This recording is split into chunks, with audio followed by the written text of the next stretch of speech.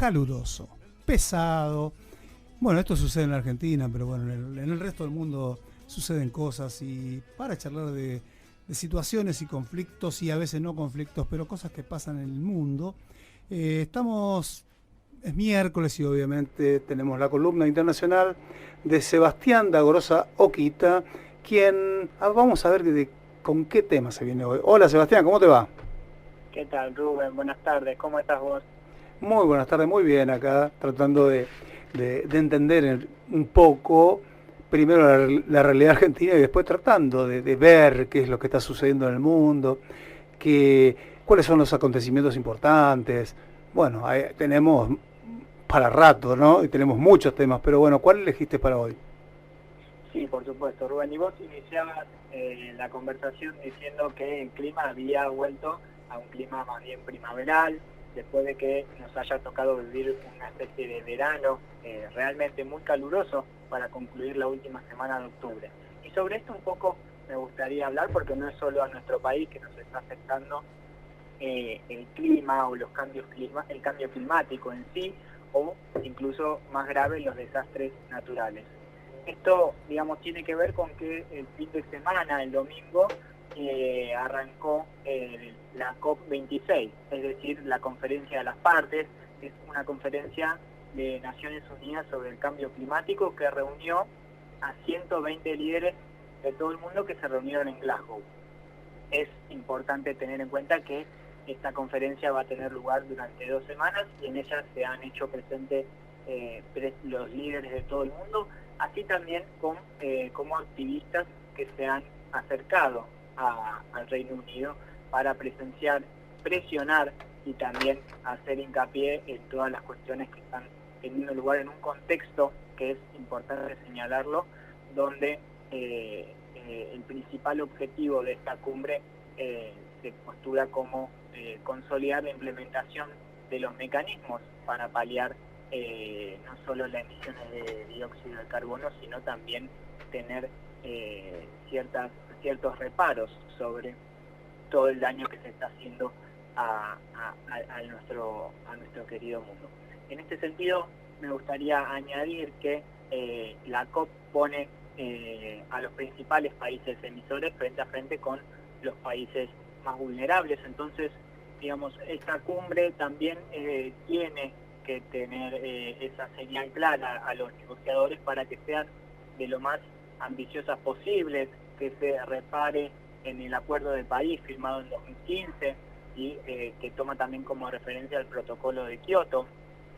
Y a partir de ello, digamos, también surgen diferentes manifestaciones importantes a tener en cuenta y mencionar como primer paneo de los líderes. En primer lugar, mencionar a Narendra Modi, el primer ministro de la India, que el lunes anunció que su país intentará o se propone como meta alcanzar el nivel de 0 emisiones de carbono para 2070. Recordemos que esto es 2 décadas después de lo que pide Naciones Unidas, pero sí hay que tener en cuenta que es la primera ocasión en la que la India, un país que tiene aproximadamente 1.400 millones de habitantes, se marca el plazo para la neutralidad de carbono. También, digamos, mencionar que el presidente de China, hoy un actor de renombre, junto con Joe Biden, el presidente de los Estados Unidos, anunció, digamos, el pedido a los países desarrollados de brindar el apoyo a los países en desarrollo a mejorar el frente a la crisis climática, en una declaración, digamos, que fue firmada por diferentes líderes, pero que bueno, que no hay promesas nuevas en cuanto a esto, sino que es una reafirmación de la postura del presidente chino. Sebastián, Finalmente, sí, sí, por supuesto. te quería preguntar una cosa, porque me parece a mí que durante mucho tiempo estas reuniones sobre los efectos del cambio climático eran unas charlas, pero era también como visto a largo plazo. Evidentemente nosotros en la Argentina estamos padeciendo ya los cambios climáticos, muchos cambios, algo visible que cada uno de nosotros de nuestro país lo puede ver, que es la bajante del río Paraná, digo, una consecuencia lógica que tiene que ver con este recalentamiento global. Y digo, me parece que todas estas situaciones nuevas, esta aceleración de situaciones de conflicto, me parece que también hicieron cambiar la agenda en esta reunión. Sí, por supuesto, Rubén, eso es muy cierto lo que vos mencionás, porque, digamos, hay dos naturalezas de ámbitos a los cuales tenemos que prestar atención. En primer lugar, tiene que ver con la mitigación. En este sentido, los plazos a corto, mediano y largo tienen que ver con una especie de financiamiento y donde la implementación queda un poco a veces en andas en referencia a lo que realmente se hace. Justamente por eso el segundo plano importante, la segunda naturaleza o dimensión importante es el financiamiento, a lo cual justamente en esta ocasión y después de un año pandémico, un año y medio ya, en la cual la anterior reunión de la conferencia estuvo un poco, digamos, floja de papeles en las cuestiones de que tiene que ver con los compromisos, en esta ocasión se espera que eso no quede en vano, sino que se eleven los compromisos y particularmente, como vos mencionabas, en nuestro país, digamos, se hizo un anuncio de gran magnitud que tiene que ver con nuestro país va a recibir la inversión australiana de 8.400 millones de dólares para, digamos, poner en funcionamiento esto que ahora se denomina proyecto de hidrógeno verde, lo cual se convierte en el proyecto más grande para nuestro país en los últimos 20 años.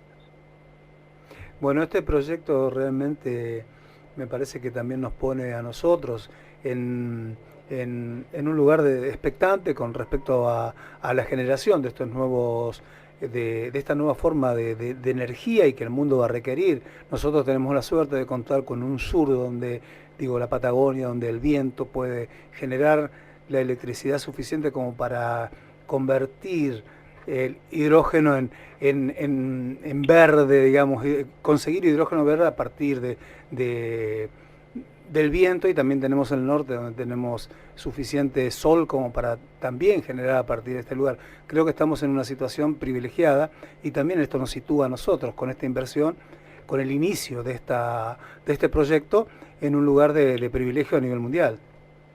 Sí, por supuesto, Rubén.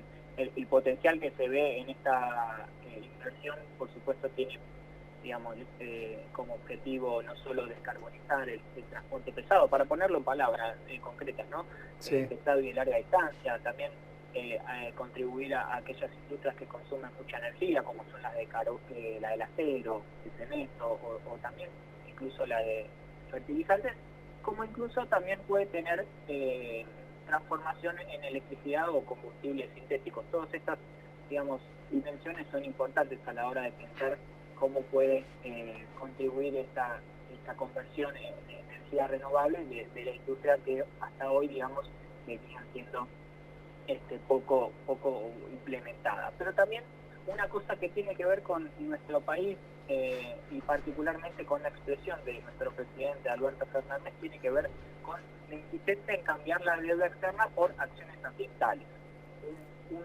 Digamos, un tema que sin dudas tiene complejidades, esto de canalizar los derechos esenciales de giro para el desarrollo sostenible, me retrotrae, digamos, a lo que mencioné al principio, que tiene que ver con el encuentro de los países en desarrollo con los países que hoy son emisores de deuda o salen a financiar y por ende endeudar a aquellos países que lo precisan. Esto sería, digamos, la posibilidad de generar este canje también sería pionero en nuestro país en esta, digamos, especie de financiación para poder salvaguardar la deuda que obviamente nos trae muchos condicionantes a la hora de pensar proyectos de cualquier tipo. Bueno, esperemos que así sea, que tengamos la posibilidad también nosotros de cumplir con nuestra deuda externa a partir de la venta de estos bonos verdes, como se dice. Estaríamos generando dólares como para poder cumplir con nuestras obligaciones, y también sería una manera de tener la posibilidad de generar puestos de trabajo genuinos en un lugar como es en este caso Río Negro, ¿no? Ojalá que esto sea así.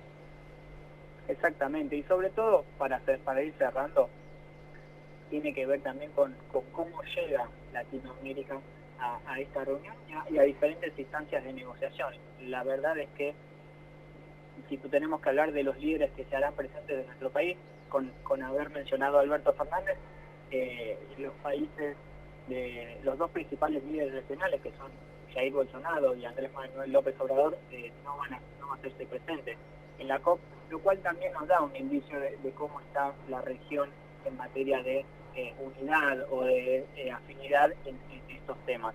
Así que también tener presente que esta incapacidad de América Latina de funcionar como un bloque se vuelve relevante cuando se discute, digamos, el financiamiento de las regiones más afectadas, teniendo en cuenta que nosotros no solo tenemos al Amazonas, sino que hay un montón de sectores de nuestro querido continente que se están viendo afectadas por todos los condicionantes del cambio climático. A diferencia de África, por ejemplo, que es el estatus de mayor vulnerabilidad frente al cambio climático, digamos, esta estrategia por el momento, o esperemos que para los próximos años, tenga mayor incidencia para lograr captar fondos, para funcionar bien como bloque y también compartir intereses comunes en negociaciones. Bueno, ojalá que así sea. Yo creo que también la necesidad los va a obligar a sentarse a negociar, porque el planeta nos está pidiendo, nos está demandando que nos unamos como para ir corrigiendo. De alguna manera, pasos acelerados creo que también se necesitaría. Las emisiones, que son las consecuencias después también del cambio climático. Así que ojalá así sea, ¿eh? Así es, Rubén. Para cerrar, digamos, mencionar que con respecto a la ausencia de Jair Bolsonaro, sí se acordó entre 100 países que hoy por hoy representan el 85% de los bosques del mundo, han acordado para en los próximos 9 años, detener y revertir la deforestación, lo cual supone, por supuesto, un nuevo compromiso a gran escala de las conversaciones sobre el cambio climático. En estos países, mejor dicho, se encuentra nada más y nada menos que Brasil, Rusia, Canadá, Indonesia. Digamos, es importante tener en cuenta cuán mencionados o cuán comprometidos van a estar a la hora de implementar, con la inclusión de Brasil, que es el hogar de la selva tropical más grande del mundo, la iniciativa cómo se llevará a cabo. Bueno, esperemos que esto suceda, esperemos que los cambios también de gobierno que pueda haber en el futuro modifiquen también actitudes de presidentes que no tienen compromiso con el medio ambiente y que, bueno, esperemos que esto vaya modificándose en el futuro. Así es. Bueno, muchas gracias, Sebastián. Por favor, un gusto como cada miércoles charlar con vos y un gran saludo para todos ahí y a la audiencia. Bueno, con nosotros Sebastián Dagrosa Oquita, charlando sobre la cuestión climática y todo lo que tiene que ver con políticas internacionales.